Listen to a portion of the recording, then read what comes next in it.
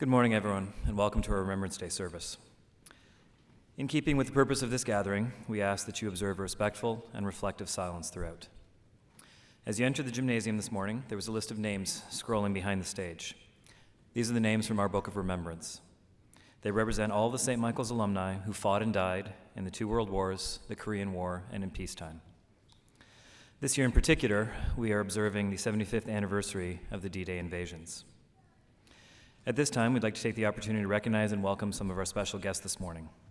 Today, we are joined by Ms. Tess Schoenberg, Senior Coordinator for Donations and Stewardship for the True Patriot Love Foundation, Mrs. Megan Napier and her sons, James and Ben, as well as Mr. and Mrs. Mark and Jan Napier, and Mr. and Mrs. Fabian and Kathleen Ennis.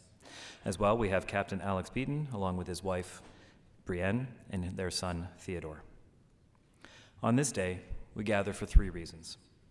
First, we join with Canadians across the country at the 11th hour of the 11th day of the 11th month to remember the seeds of courage and self-sacrifice that have been sown by those who fought and died and continue to fight and die in armed conflict around the world.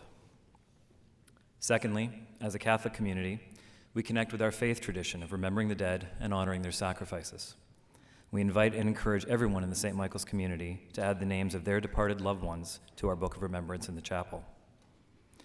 Finally, the 20th century witnessed the devastating development of modern warfare and its horrific impact on our world. As we continue in this new century, we also come together to pray that we might be sowers of wisdom, justice, and harmony in our world so that our future might hold the promise of peace. Well over 100,000 Canadian soldiers have died in active duty since World War I. Each one of those represents a loved one who did not return home to take his or her place at the family table. Throughout last week, our empty chairs served as a reminder of 7 of our St. Michael's brothers whose lives were cut short in service to their country. At this time, I'd ask that you please stand silently for our procession and welcome our guest, Major Matthew Napier from the class of 2000, as well as members of our student body who carry the St. Michael's wreaths, Book of Remembrance, as well as the images of our fallen brothers.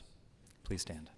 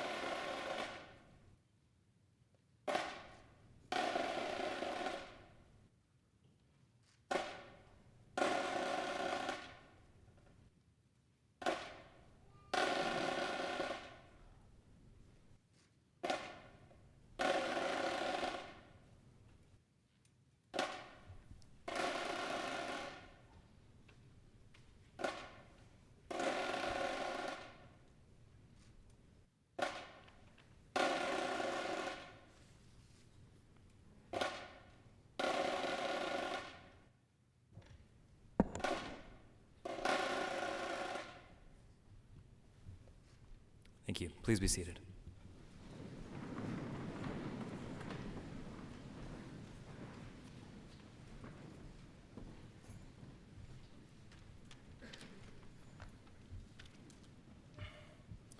A reflection on Juno Beach. On June 6, 1944, after months of careful planning, Allied forces under the command of United States General Dwight D. Eisenhower launched Operation Overlord, the invasion of Western Europe, which had suffered under Nazi occupation for over 4 years. Allied armies were already fighting their way through Italy, and it was hoped that a new Western front would ease the pressure on the Soviet Union in the East, fighting Hitler's armies in Russia and lead to the defeat of Germany. Canada played a critical role on D-Day. Royal Canadian Air Force squadrons patrolled the skies and attacked enemy targets on shore, while 10,000 sailors on board 110 ships of the Royal Canadian Navy supported the invasion. It fell to more than 14,000 volunteer soldiers from across Canada under Major General Rod Keller, commander of the 3rd Canadian Infantry Division, to storm Juno Beach. The assault on Normandy, along the 100-kilometer stretch of French coastline across the English Channel from Britain, was the largest seaborne invasion in history. On D-Day, the campaign's opening day, a vast naval armada supported by squadrons of aircraft bombarded German defenses along the Normandy coastline before delivering 156,000 American, British, and Canadian troops onto 5 beachheads codenamed Utah, Omaha, Gold, Juno, and Sword. Among this invasion force were 3 divisions of paratroopers dropped behind enemy lines. On the beaches, the soldiers' task was to storm enemy-held territory and push inland, securing a coastal bridgehead from which the Allies could pour reinforcements to begin the liberation of France. The Germans had long prepared for an attack and now opened up with machine gun and artillery fire as Canadian landing craft approached the beachheads, while some of the landing craft hitting underwater mines in their approach. But before D-Day was over, the Canadians had successfully captured Juno Beach, although experiencing high casualties in this process. But before the carefully planned invasion was a success, it would mark a turning point in the Second World War. The Canadians and their allies had broken through Hitler's Atlantic Wall and established a foothold to start the liberation of the rest of Europe. No one who examines the events of the first hours of D-Day can fail to be impressed by the accomplishment of the assault battalions. Most of the elaborate fire-supported plan failed, leaving the infantry, combat engineers, and armored troopers to overcome the enemy by direct fire while storming the beaches. It took incredible courage just to keep going. Words cannot do justice to the individuals who rose to the challenge and led the assaults on deadly enemy positions. The victory in the Battle of Normandy came at a terrible cost. The Canadians suffered the highest casualties of any divisions in the British Army Group during the campaign. Some 359 Canadian soldiers were killed on D-Day alone, and a total of more than 5,000 of our men would die during the 2.5 months of fighting in Normandy. Most of these fallen heroes lie buried in France in the beautiful Bény-sur-Mer Canadian War Cemetery and Bret-sur-Lais Canadian War Cemetery. Over 13,000 more of our soldiers were wounded in Normandy, with many suffering injuries to their body and to their mind that would carry on for the rest of their lives. Among the many of these fallen souls are some of St. Michael's finest men. Lieutenant John Henry Casey landed on Juno Beach and took on enemy fire, but later died of his wounds on June 18, 1944. Pilot Officer Carl J. McConvey was involved in an air cover operation on D-Day. His plane was hit with an explosive on the side of a runway. These are just a few of many St. Michael's men who took part in the war, and sadly would not be coming back home. Canada's most impressive efforts in the Second World War remain a point of great national pride, even many decades later. The brave Canadians who came ashore on D-Day and saw action in the Battle of Normandy were among more than 1 million men and women from our country who served in the cause of peace and freedom during the conflict. Let us remember them today.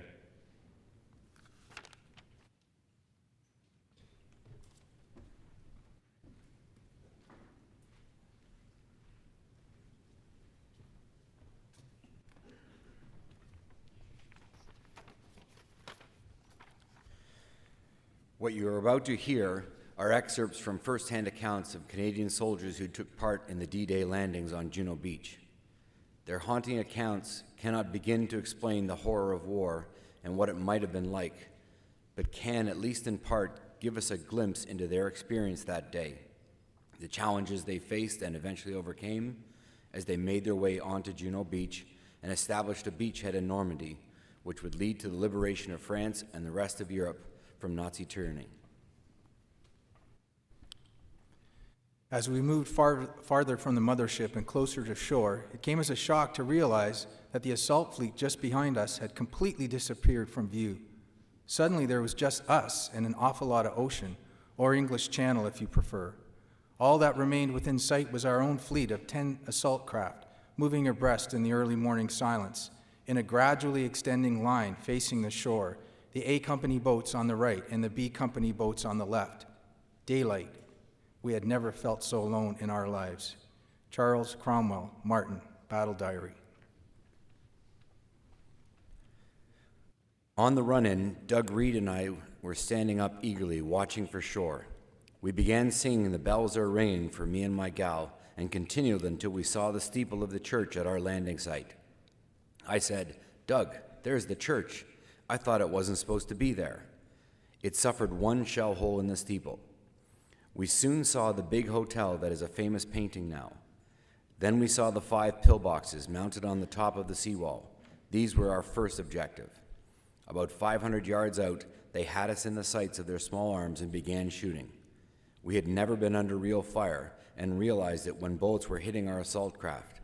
I said to Doug, as if we should be surprised, "They're shooting at us," and we ducked down below the armor. Doug Hester, Queen's Own Rifles. It was a murky morning. Before dawn, we could hear the aircraft from Britain carrying paratroopers across the English Channel. Then daylight came, and the sky was filled with bombers and fighters. And there before us was France, with all these landing craft streaming towards it. It was just amazing. Captain Desmond Piers from the bridge of the HMSS Algonquin. There were 13,000 aircraft that took part, and between 5,000 and 7,000 ships. And I swear, if I had long legs and stepped down on those ships, I could have walked back to England. They were so thick. It was the most amazing sight I have ever seen in my life. Lloyd Bentley, Royal Air Force. The English Channel was terribly rough. A lot of the fellows were seasick. As we got closer, small arms fire began hitting the front of our craft.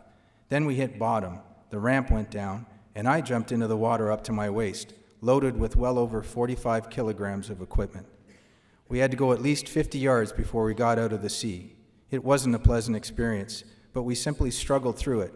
You'd see a guy fall next to you. You couldn't help him, but you didn't try to drag him along anyway. It was something to see those bullets skipping at you like stones across the water. I thought if I jumped high enough, I might not get hit. Lockie Fulton, Royal Winnipeg Rifles. 0749 hours.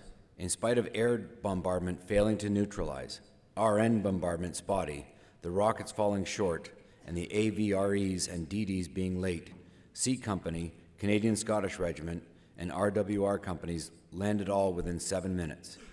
The bombardment having failed to kill a single German soldier or silence one weapon, these companies had to storm their positions cold, and did so without hesitation. Not one man flinched from his task. War Diarist of the Royal Winnipeg Rifles. Crawl and run, crawl and run. And one thing you couldn't do was stop on Juno Beach. If your buddies got hurt during that, and the yelling and crying, you couldn't stop. You had to keep going. If you stopped, well, you were a dead duck too. So you had to keep going, which was a hard thing to do because the beach was something like ketchup when we made the beach. That's how blood red the beach was. Francis William Gordon, 3rd Division of the Royal Winnipeg Rifles.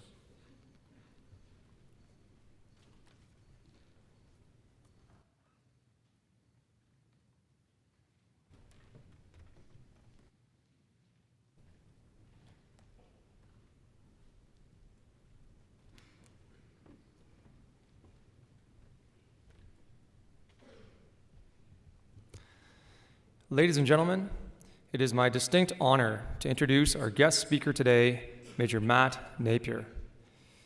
Major Matt Napier is a member of the Canadian Armed Forces, having served as legal officer with the Office of the Judge Advocate General since 2009.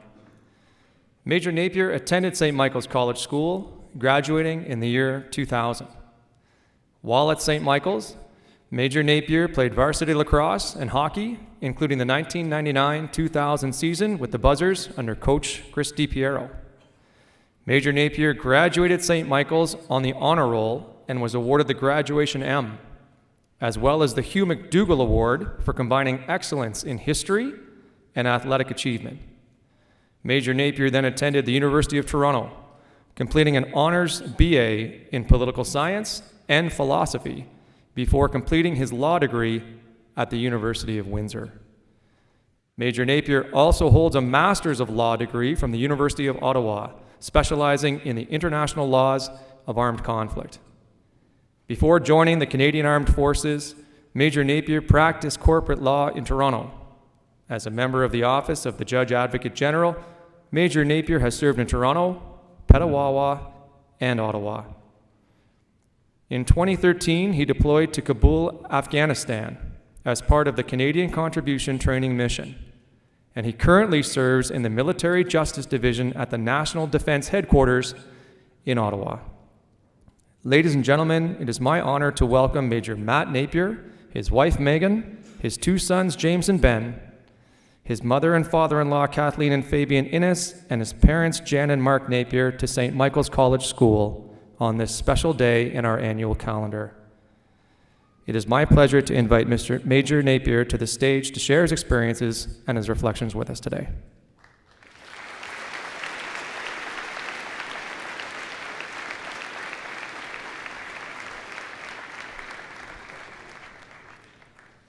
Well, thank you so much for that introduction. I'm truly honored to be here, back in these halls where I spent 4 years as a student. It's bringing back some incredible memories. So, faculty, staff, students, and guests of St. Michael's, thank you for inviting me to speak to you today on Remembrance Day. It's been a while since I've attended a service here in this auditorium, since I've actually been in this auditorium where I spent a heck of a lot of time as a student, so it really is special to me, so thank you again. I'm proud to serve as a regular force member of at National Defense Headquarters in Ottawa. I'm a legal officer with the Canadian Armed Forces. Legal officers are qualified lawyers who provide legal advice to the Minister of National Defense, the Chief of the Defense Staff, and commanders at all levels on matters related to military law. Legal officers are posted to bases across Canada and abroad and serve overseas with deployed operations as well. And this picture of me on the screen was taken in 2013 when I was deployed to Afghanistan as part of a multinational operation in the conflict against Al-Qaeda and the Taliban. Now, today I have the very special honor of speaking to you about some of the sacrifices that our veterans have made for Canada and for each of us. It is important that we remember and share our veterans' stories of courage, as there is no better way to honor their sacrifice. Today, I would like to speak with you about some of the people who contributed exceptional military service to Canada during 2 different conflicts. That's because this year we have 2 milestone anniversaries to commemorate. First, we have, as we saw in the video and the introduction, the 75th anniversary of the D-Day landings and the Battle of Normandy. But we also are celebrating secondly, we're celebrating the 5th anniversary of the end of Canada's mission in Afghanistan. D-Day and the subsequent Battle of Normandy were 2 of the biggest events in the history of the Second World War, and they dramatically shaped the world in which we now live. Canadians played a huge role in the D-Day landings. This young man is Arnott England. Arnott was born in Tabustanak, a small, quiet town in New Brunswick. But 75 years ago, in the early mornings of June the 6th, at just 21 years of age, he was crossing the English Channel into France in the massive attack remembered as D-Day.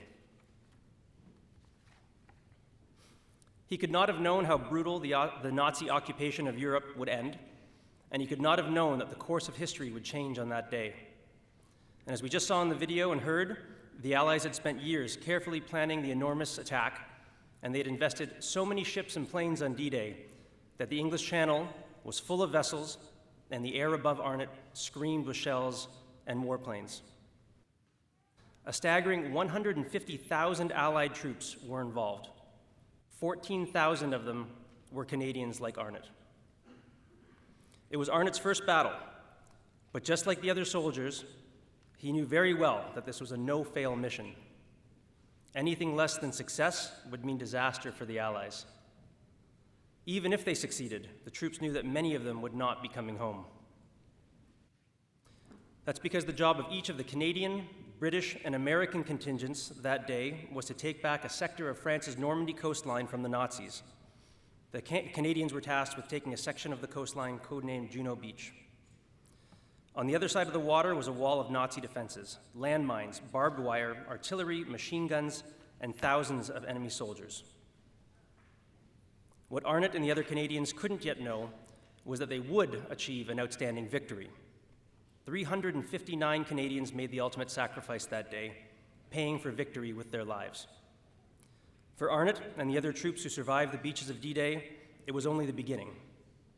The next step of the invasion was the grueling Allied push further inland to take back the region of Normandy from the Germans. Over 5,000 Canadians were killed and 13,000 injured in the battle for Normandy. But D-Day proved to be the beginning of the end for the Nazis and the Axis powers.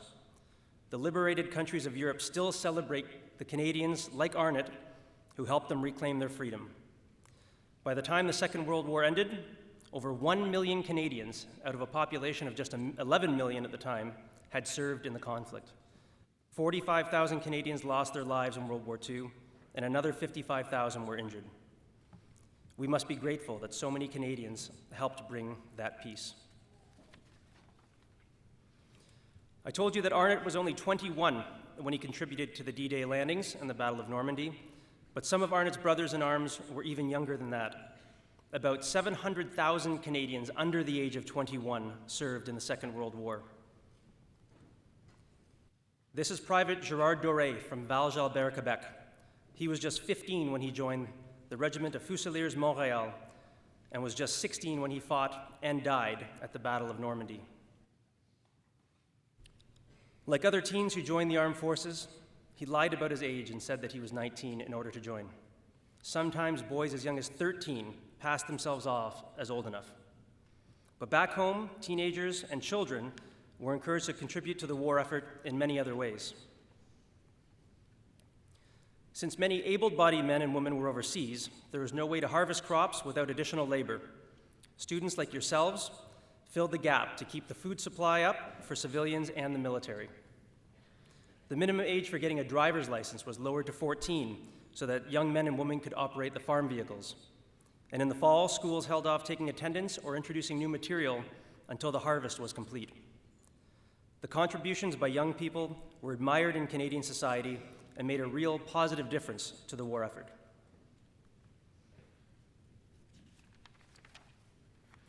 The second important anniversary we are commemorating this year stems from the September 11th, 2001 terrorist attacks.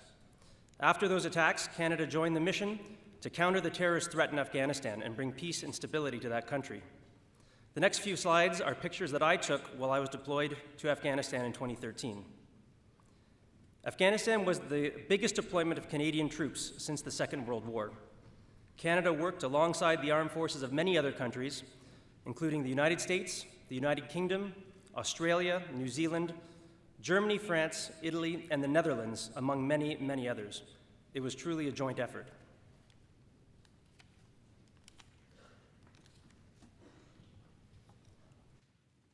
I joined the military in 2009, in large part out of desire to serve alongside the men and women of the Canadian forces that I had seen fighting in Afghanistan in the years after 9/11. When I arrived in Kabul, I was immediately struck by how professional everyone was and how dedicated they were to improving the lives of Afghani citizens.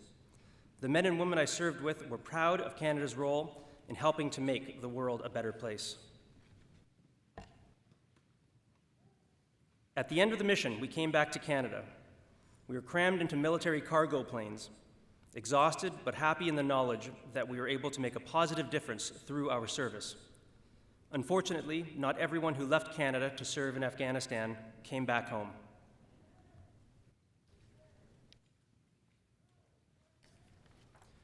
Captain Nicola Goddard was one of the 40,000 Canadians who, like myself, served in Afghanistan. She was a forward observation officer, which means that she rode in the topmost section of an armored vehicle to spot potential enemy targets. It's one of the most dangerous jobs in the Army, and it was Captain Goddard's job in Afghanistan, and she loved it. During an ambush of her convoy, Captain Goddard called for an artillery strike, and in doing so, she put herself at great risk. Unfortunately, during that ambush, she was killed by enemy fire. Again, in Afghanistan, our troops, like Captain Goddard, performed their duties with a level of bravery that has earned the appreciation among Canada's allies and our respect on the world stage. In our acts of remembrance this year, many currently serving Canadian Armed Forces like myself, and many of the family and friends of our military personnel who served in Afghanistan will have that mission front of mind. The Canadian Armed Forces lost 158 servicemen and women in the war in Afghanistan. We also lost 7 Canadian civilians and 40 American soldiers who were serving under the Canadian command at the time of their death. This year, as in past years, some of us will stand with the tens of thousands of other Canadians at memorials, cenotaphs, school auditoriums, Legion halls, and the National War Memorial in Ottawa to remember our veterans during the annual National Remembrance Day ceremony. I'm sure many of you have friends, family members, close and distant relatives who you'll be thinking about today. I will be thinking about the personal sacrifices of all the men and women who have served in the armed forces, and in particular, my grandfather, Jim Hughes, and my wife's 2 grandfathers, Bill Manley and Bill Ennis, all of whom served in the Second World War. The picture on the screen is of a memorial at the Juno Beach Centre in Normandy, which is built on the site of the Canadian landing spot on D-Day. The memorial pays homage to Canadians who served in World War II, and family members of those who served can donate to the museum by purchasing a commemorative brick to be included on the display. This brick was donated in honor of my wife's grandfather, who fought continuously in the Second World War for over 5 years, serving in some of the bloodiest campaigns of the war, North Africa and Italy. I should also note that when Private Bill Ennis returned from the war and started a family of 7 children with his beloved wife Mary, each of his 5 boys, including my father-in-law Fabian, who's here today with us, all attended St. Michael's. Considering that connection, I'm especially thinking about Bill Ennis today. I would like to end today with a brief reflection on the concept of service. Of course, on a day like today, we tend to equate service with military service. It is important on Remembrance Day to honor the sacrifices of the men and women of the armed forces. But it is also important to remember that there are many other ways to serve our community in daily life other than through military service. The St. Michael's motto, "Teach me goodness, discipline, and knowledge," recognizes the importance of being responsible for one's own actions, to be a good neighbor, a good family member, and to find positive ways to contribute to society. I also note the school vision, which states, "We graduate young men who will change the world through lives of faith, character, and service." I call on each and every one of you today to reflect on ways that you can live up to that motto and vision by answering the call to service in your daily life through your words, your actions, and your thoughts. Doing so will not only be a great act to the benefit of our community, but also a meaningful way to honor those who gave their lives in service to Canada and the ideals that this country represents. St. Michael's greatly shaped the person I am today in so many ways. Coming back to speak with you on Remembrance Day has truly been an honor. Thank you so much for inviting me to share today with you, and God bless.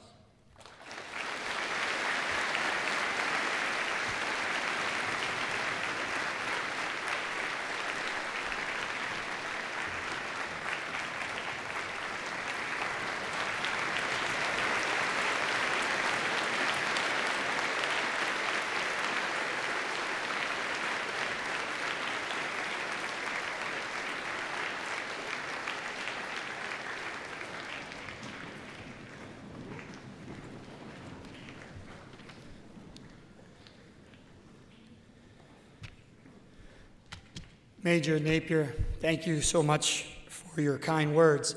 I noticed that you didn't discuss much your own service and the service of others, but on behalf of your school, we thank you for your service as well. For as long as most of us can recall, when November arrives, the sight of poppies on the lapels and collars of millions of Canadians from all backgrounds has been a national treasure. In fact, the poppy has become a tradition of remembering fallen soldiers throughout the British Commonwealth, and many other parts of the world. Like many things, the wearing of a poppy has origins in Canada. The importance of the poppy as a symbol of war can be traced back to the Napoleonic Wars in the 19th century, over 110 years before being adopted in our country. During those wars, thick poppies grew over the graves of soldiers in the areas of Flanders, France. Fields that had been barren before battle exploded with the blood-red flowers after the fighting ended. During the tremendous bombardments of the war, the chalk soils became rich in lime from rubble, allowing Papaver rose to thrive. And when the war ended, the lime was quickly absorbed and the poppy began to disappear again. When World War I began and the bombardments started again, the poppies reappeared.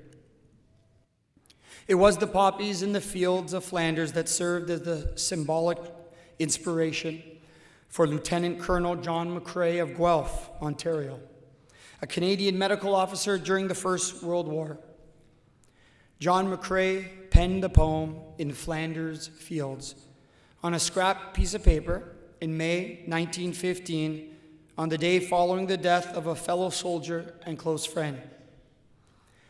McCrae's poem was published in December of that same year, and inevitably the poem's popularity grew in post-World War I times.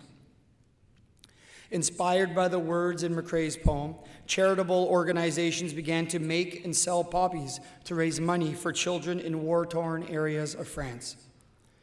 This is where the tradition began to grow, and eventually the Great Wars Veterans Association in Canada officially adopted the poppy as its flower of remembrance on July 5th, 1921. Today, the poppy is worn each year during the remembrance period to honor Canada's fallen. Thanks to the millions of Canadians who wear the poppy each November, the tradition of the little red flower has never died, and the memories of those who fell in battle remain strong. And perhaps that poppy-wearing tradition is in part due to John McCrae's timeless poem. In keeping with our country's Remembrance Day tradition, I ask for your mindful reflection during the reading of McCrae's historically powerful poem, In Flanders Fields. In Flanders Fields, the poppies blow between the crosses, row on row, that mark our place, and in the sky the larks, still bravely singing, fly, scarce heard amid the guns below. We are the dead. Short days ago we lived, felt dawn, saw sunset glow, loved and were loved, and now we lie in Flanders Fields. Take up our quarrel with the foe. To you, from failing hands we throw the torch. Be yours to hold it high. If ye break faith with us who die, we shall not sleep, though poppies grow in Flanders Fields.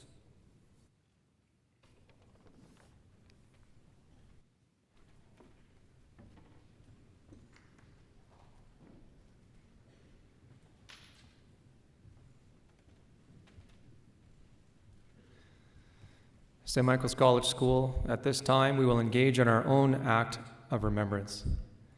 At the conclusion of the stanza, I'd ask that the audience respond with, "We will remember them." They shall grow not old, as we that are left grow old. Age shall not weary them, nor the years condemn. At the going down of the sun and in the morning, we will remember them. Response?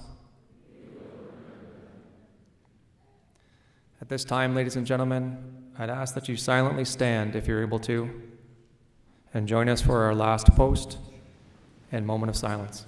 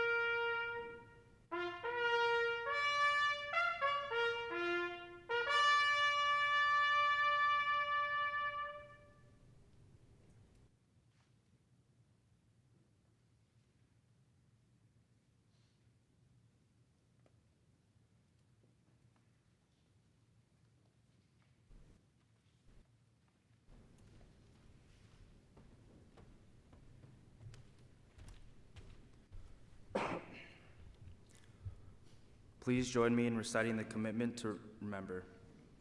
They were young. They served, giving freely of themselves. To them we pledge, amid the winds of time, to carry their torch and never forget. We will remember them. We will remember them. Thank you.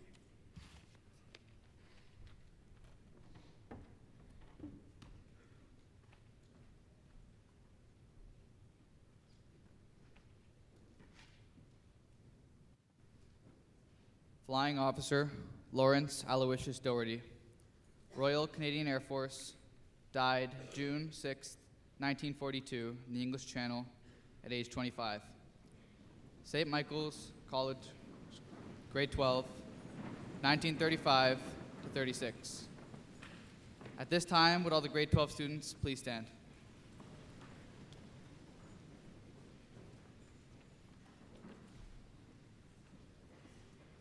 Flight Sergeant Alfred Thomas Sternin, Royal Canadian Air Force, died September 11th of 1942, age 26.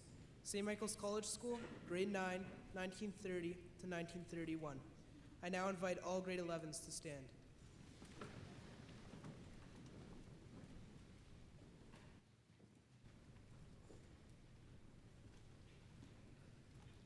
Flying Officer Frank Vincent Breen, Royal Canadian Air Force, died October 7, 1942 in India at age 24.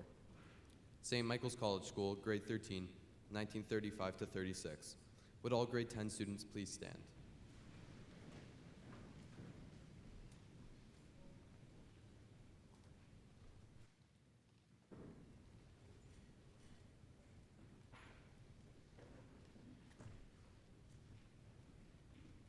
Lieutenant John Henry Casey, Royal Canadian Army, died June 18, 1944, age 29.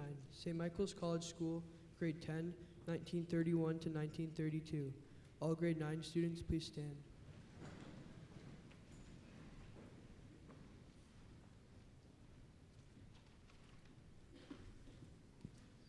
Flying Officer Donald Kevin J. Hector, Royal Canadian Air Force, died March 11, 1945, Ruhr Valley, Germany, age 23.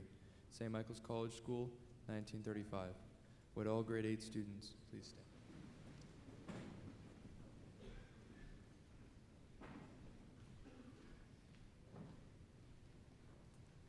Captain Thomas Emmett Clark, Canadian Army, died April 17, 1945, Northwestern Europe, age 29. St. Michael's College School, 1934 to 35. We ask that all grade 7 students please stand.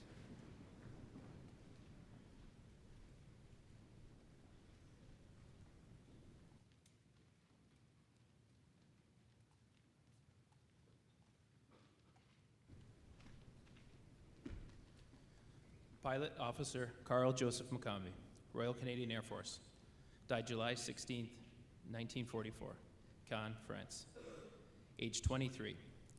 St. Michael's College, grade 12, 1938 to 39. I now ask all staff, faculty, and honored guests to please stand if you are able to do so. Quietly, have a look to your left and a look to your right.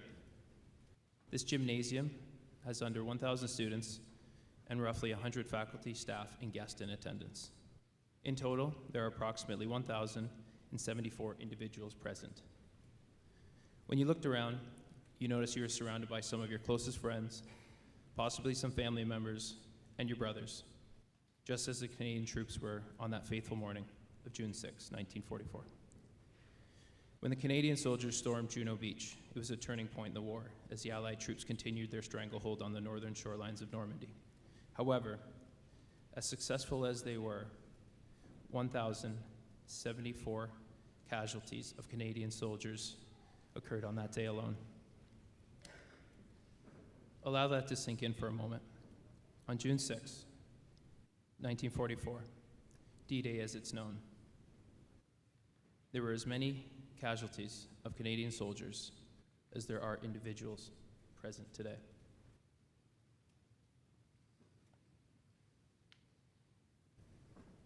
At this time, I ask that you please remain standing for the singing of our national anthem.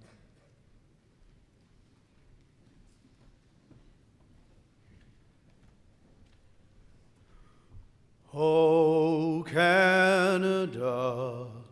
our home and native land, true patriot love in all of us command. With glowing hearts we see thee rise, the true north, strong and free. From far and wide, O Canada, we stand on guard for thee.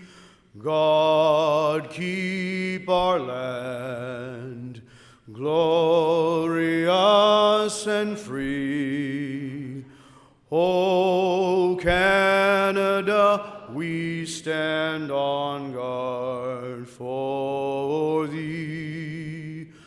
O Canada, we stand on guard for thee.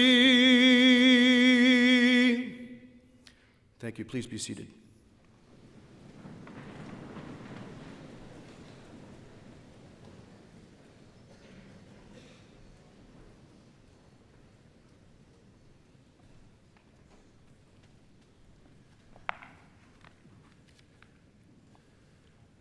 In the name of the Father, and of the Son, and of the Holy Spirit, the men and women we remember and honor and thank this day were drawn from the ways of peace, not for conquest, but to end conquest. They fought to end greed and racial arrogances. They fought to liberate.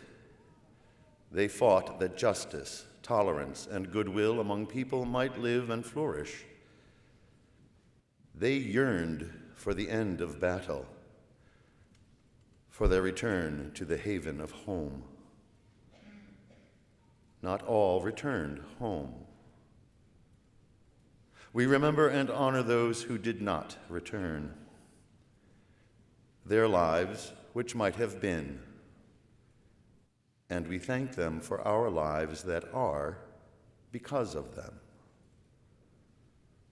We honor and remember their families' sacrifices of sorrow, their weeping at the empty chairs. Embrace these, Father, and receive them, thy heroic servants, into thy kingdom. We rededicate ourselves to the goals for which they fought and died. Grant us their courage, their steadfastness of heart, that we may finish the tasks we have begun. Eternal rest grant unto them, eternal peace enfold them. We ask this in the name of Jesus Christ, our Lord. Amen.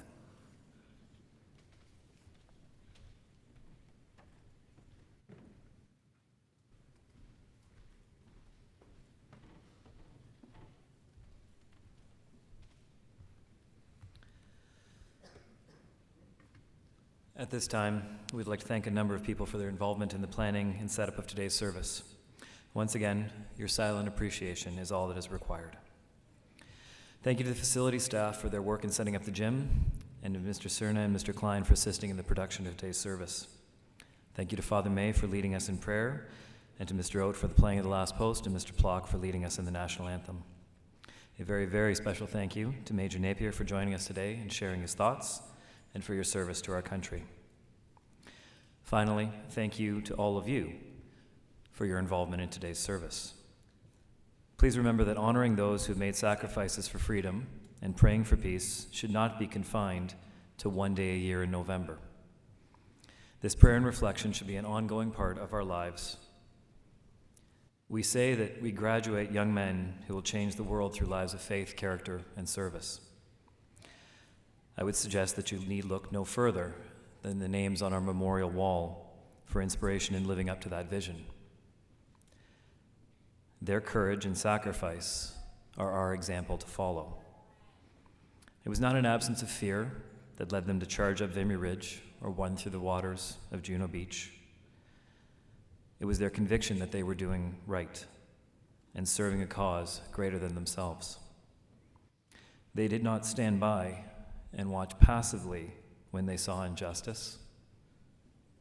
Their example of goodness and discipline can guide us through difficult times and hopefully inspire us to do good, no matter the odds, no matter the conflict. Their legacy, gentlemen, is our guiding light, and I can think of no greater way to honor their sacrifice than to be men of goodness and character. Men who stand up for those who are defenseless, men who protect those in need, men who stand up and act. Remember them and honor their legacy through your acts of courage and goodness. At this time, I would ask that you please stand.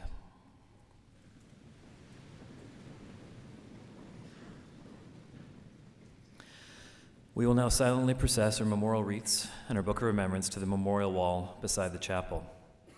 As has been tradition over the past few years, we will invite our grade 12 students to follow in behind the procession to the memorial wall and to lay your poppies there.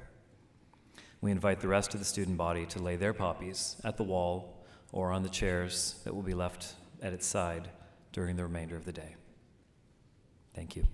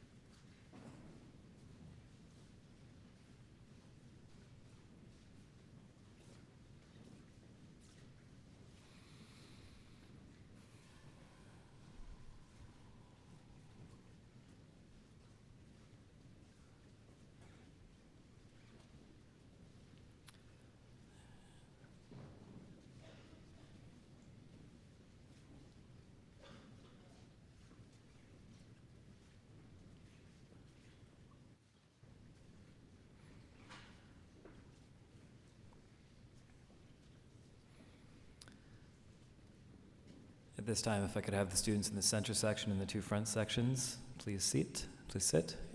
Students in the back corners, you can proceed out through the doors and head back to your class.